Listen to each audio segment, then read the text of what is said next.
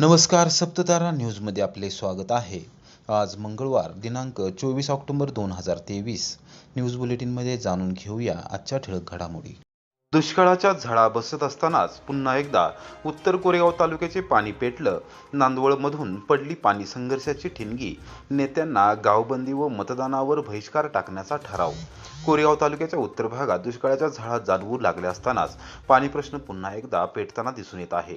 त्याची ठिणगी आज दसऱ्याच्या मुहूर्तावर माजी केंद्रीय कृषी मंत्री खासदार शरद पवार यांच्या नांदवळ या मूळ गावामधून पडल्याची दिसत आहे. गेले कित्येक वर्ष उत्तर भागात लोकप्रतिनिधी निवडणुकांपुरते येतात व पाण्याच्या आणाभागा घेत राजकारण करून निघून जातात. वेळोवेळी पाण्यासाठी विविध आश्वासने देतात. गेले कित्येक वर्ष हा नित्यक्रम निवडणुका आल्या रे विठू पोपट बोले मिठू मिठू अशा पद्धतीने चालत असलेला दिसून येत आहे. त्यालाच उत्तर कोरेगाव तालुक्यातील नागरिक पुरते वैतागले आहेत. आता त्यांनी पाण्याची एक लोक चळवळच उभी केली आहे. त्यामुळे पुन्हा एकदा उत्तर कोरेगाव तालुक्याचे पाणी पेटताना दिसून येत आहे.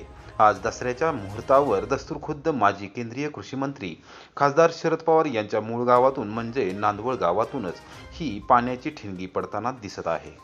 योजना झाली, ह्याच्यात फार मोठ्या प्रमाणात त्रुटी आहेत. त्या त्रुटीचा विचार करता म्हणजे पाण्याचं जे सिंचनाखाली येणारं क्षेत्र आहे, जे .42 जे वसण्यासाठी क्षेत्र दिलं गेलं, वसण्याला प्राथमिक पहिला पंत वसण्याचं लाभार्थी क्षेत्र आहे 58 हेक्टर आणि वांगण्याचं पाहिलं तुम्ही तर क्षेत्र पूर्वीचं दिलेलं पाणी वाटप 0.50, त्याच्यात लाभार्थ क्षेत्र आहे 48 हेक्टर. पहिली तर इथंच तफावत आहे वसना आणि वांगणामध्ये की जे प्रमाणात जे क्षेत्र आहे त्या प्रमाणात पाणी वाटप झालेलं नाही. 30 वर्ष पासूनचा हा पाण्यासाठीचा मोठ्या छोट्या प्रमाणातला लढा आहे. परंतु 25-30 वर्षापासून या उत्तर कोरेगावातील नेत्यांनी उत्तर कोरेगावला पूर्णपणे पाण्यापासून वंचित ठेवलेलं आहे. गावागावामध्ये पार्ट्या स्पीड भांडणं लावून स्वतःचा त्यांनी लाभ करून घेतलेला आहे. आता आपण बघितलं तर सर्व लोक आता जागृत झालेले आहेत. आता पाणी प्रश्न सुटल्याशिवाय कुठल्याही नेत्याला ते नेत्याकडे जाणार नाहीत, कुठल्याही नेत्याची विचारपूस करणार नाहीत. पहिला आमचा पाणी प्रश्न सुटला पाहिजे या मुद्द्याचे सगळे आता एकवटले आहेत. कोरेगावात युवकांची भांडणे सोडवण्यास गेलेल्या गृहरक्षक दलाच्या जवानांना बेदम मारहाण. एक जण गंभीर जखमी. चौघाविरोधात गुन्हा. कोरेगाव शहरातील सुभाषनगर उपनगरामध्ये भगव्या चौकामध्ये सोमवारी रात्री 9:15 वाजण्याच्या सुमारास एकमेकांकडे बघण्याच्या कारणावरून युवकांमध्ये सुरू असलेली भांडणे सोडवण्यास गेलेल्या गृहरक्षक दलाच्या 2 जवानांना बेदम मारहाण करण्यात आली. त्यामध्ये एक जण गंभीर जखमी असून त्यांच्यावर सातारच्या जिल्हा रुग्णालयात उपचार सुरू आहेत. या प्रकरणी कोरेगाव पोलीस ठाण्यात चौघांच्या विरोधात शासकीय कामात अडथळा आणल्याप्रकरणी गुन्हा दाखल करण्यात आला आहे. पोलिसांनी दिलेल्या माहितीनुसार सुभाषनगर येथील मुख्य चौकामध्ये सुभाषनगर नवरात्र उत्सव मंडळाच्या वतीने सांस्कृतिक दांडिया कार्यक्रमाचे आयोजन सोमवारी सायंकाळी करण्यात आले होते.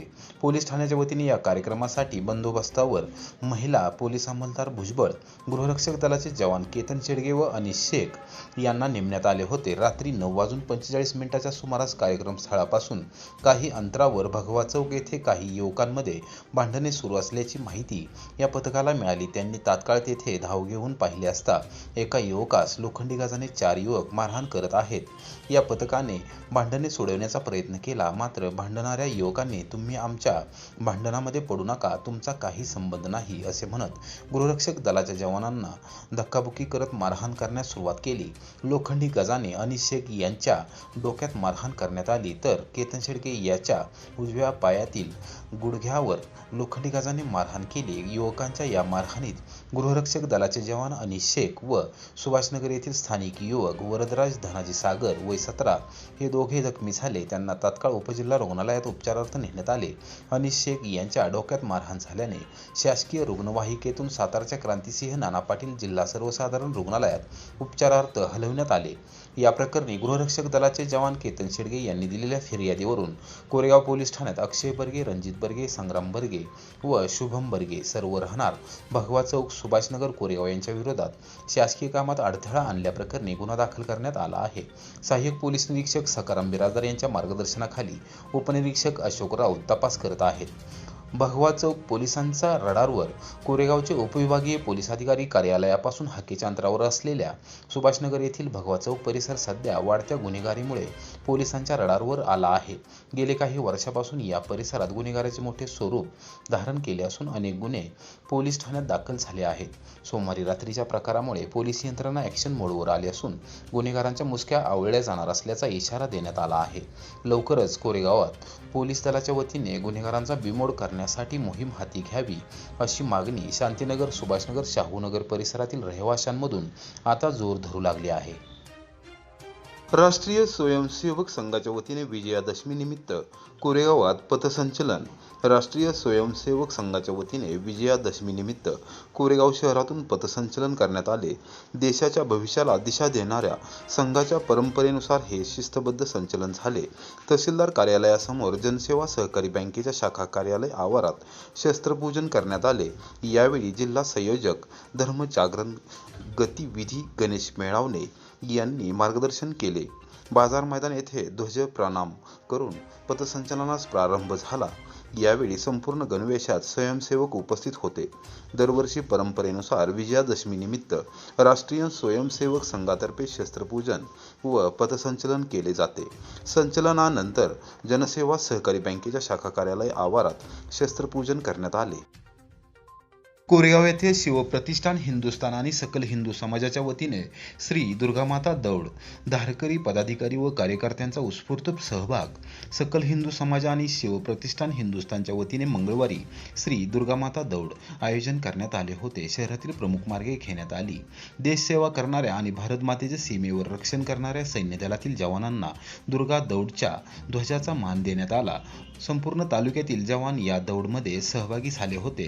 प्रत्येक व्यक्तीमध्ये राष्ट्रभक्ती, धर्मभक्ती, देशभक्ती, सत्व, स्वाभिमान जागृत करणाऱ्या या श्री दुर्गामाता दौड या उपक्रमात सर्व शिवप्रेमी उत्स्फूर्तपणे सहभागी झाले होते. अनेक वर्षांची उज्ज्वल आणि गौरवशाली परंपरा लाभलेल्या दुर्गामाता दौडला मोठ्या उत्साहात सुरुवात झाली. हे दौडचे आयोजन संभाजी भिडे गुरुजी यांच्या शिवप्रतिष्ठानतर्फे आयोजित करण्यात आले होते. या दौडमध्ये मशाल, तलवारधारक, ध्वजधारक अग्रस्थानी होते. ठिकठिकाणी दौड आणि भगव्या ध्वजाचे औक्षण केले. धारकरी, विविध क्षेत्रातील मान्यवर, नागरिक सहभागी झाले होते. या निमित्ताने शहरात मोठा पोलीस बंदोबस्त तैनात करण्यात आला होता.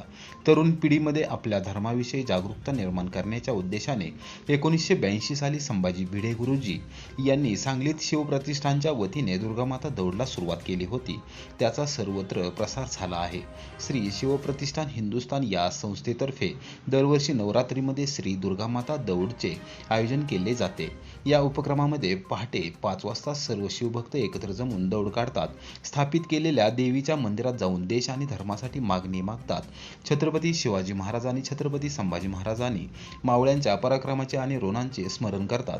यावेळी विविध संस्थांचे कार्यकर्ते, पदाधिकारी आणि नेते मंडळी तसेच विविध जातीचे, संघटनेचे, पंथाचे लोक जातीपातीचा भेद बाजूला ठेवून या उपक्रमात सहभागी होतात. सफेद कपडे, कमरेला शेला आणि डोक्यावर फेटा असा मराठी सांस्कृतिक पेहराव करून सर्वजण, लहान मोठे सगळेजण या दौडमध्ये उत्साहाने सहभागी होतात.